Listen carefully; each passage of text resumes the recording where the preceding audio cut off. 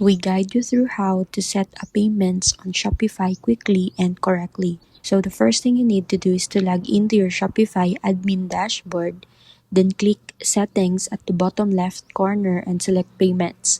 Inside the Payments page, you'll see different payments providers.